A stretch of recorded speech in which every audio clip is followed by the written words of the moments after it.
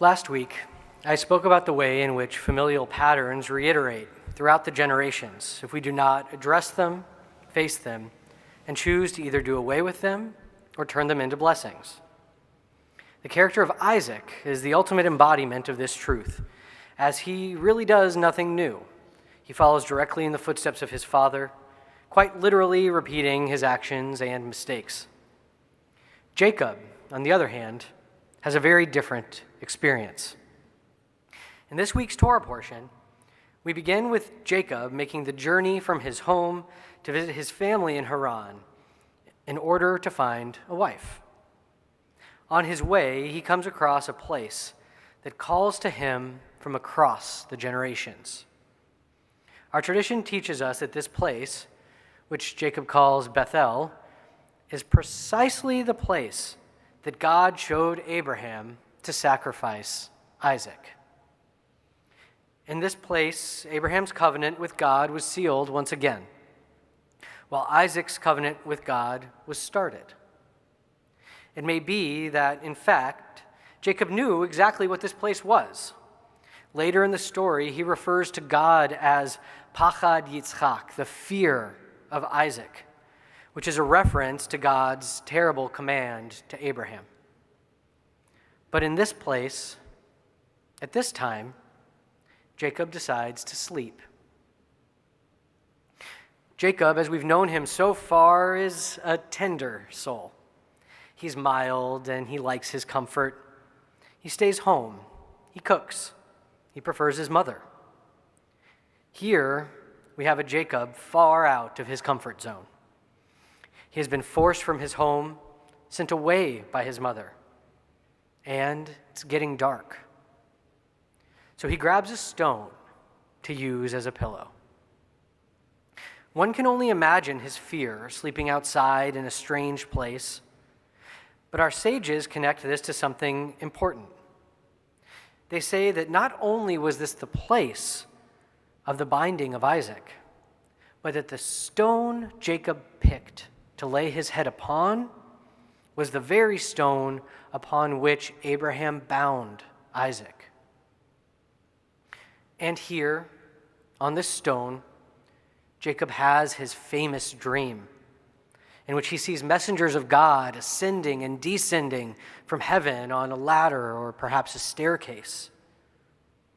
And here, God reiterates the covenant that was struck with Abraham and was continued with Isaac on Abraham's behalf. But Jacob responds completely differently than Abraham or Isaac.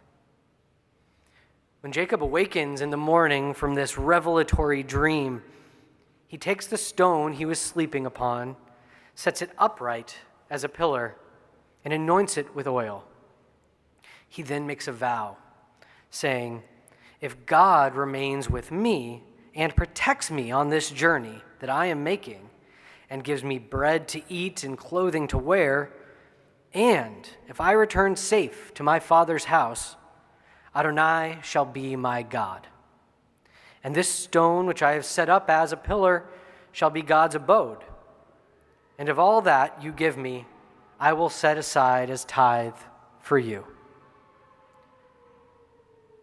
Jacob is responding to God's blessing word for word by affirming both of their roles in this covenant. In order for Jacob to be the extension of Abraham's blessing, God must also live up to God's side of the deal. And here's the crux of Jacob's journey up to this point. If we view this moment in Jacob's story as inexorably tied to the binding of Isaac, both by location, by the stone, and by his direct contact with God, we find here a new beginning for Jacob. No longer is he bound to the past of his father's trauma and his grandfather's overzealousness, but instead, he's able to, on his own terms, reestablish the covenant with God. He does so in two ways, by setting up the stone pillar and by reiterating in his own words the covenant God spoke. No longer is he bound to the past by the actions of those who came before him, but instead, he is beginning to chart a future of his own accord in partnership with God. A future that, as God's blessing tells us, will bless the world. This moment connects the founding of our people Israel through an unending stream of covenant. By traveling to this particular physical space, Jacob transcends time and even individuality, seeing that he is, in a certain way, one and the same as Abraham. Further, this moment not only connects Jacob directly and indelibly to the past, but brings him to the future. We learn from the rabbis that Jacob's dream of angels ascending and descending is none other than a full vision of the revelation of the Torah at Sinai, which happens hundreds of years after Jacob's death.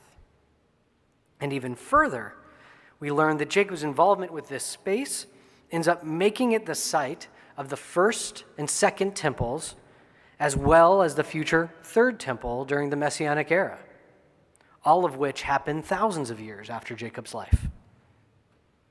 This moment in the Torah, when we combine all of the divine breakthroughs it encompasses, is like a hole punched into a piece of folded paper, uniting all of these separate instances of revelation in this one place, the place, Hamakom, another name for God.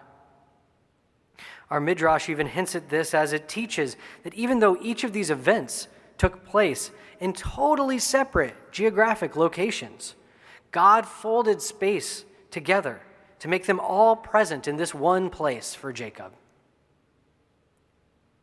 And why Jacob? And why now? We know that another major turning point happens for him and us as a people a few chapters later when he wrestles an angel and is given the name Israel.